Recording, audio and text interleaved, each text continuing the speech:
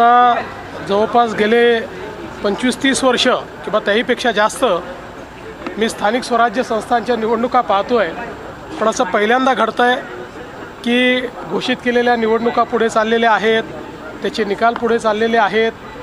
मला असं वाटतं की एकूणच ही जी काही सगळी पद्धती आहे, ही पद्धती काही फार योग्य वाटत नाही. अर्थात खंडपीठ स्वायत्त आहे, त्यांनी निकाल दिला तर तो सगळ्यांना मान्य करावा लागेल. इलेक्शन कमिशनही स्वायत्त आहे, पण यातनं जे उमेदवार आहेत, जे मेहनत करतात, इतके दिवस प्रचार करतात, त्या सगळ्यांना एक प्रकारे त्याचा भ्रमनिरास होतो. आणि सिस्टीमच्या फेलियरमुळे त्यांची काही चूक नसताना त्या ठिकाणी अशा पद्धतीनं या सगळ्या गोष्टी होणं काही योग्य नाही आहे.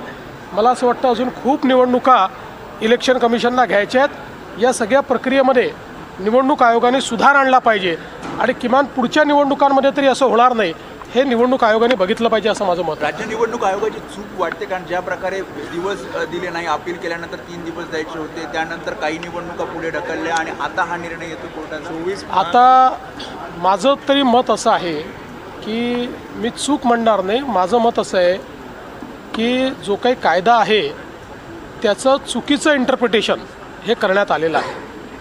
हे निवडणूक आयोगाचे वकील कोण आहेत मला माहीत नाही. विथ ऑल ड्यू रिस्पेक्ट, अतिशय चुकीचं इंटरप्रिटेशन केलेलं आहे. कारण इतके वर्ष क्रिस्पियानो देसी तड़का इटालियन मैजिक, पंजाब का स्वाद और इटालियन तड़के का मजा, मुंबई के मीरा रोड में।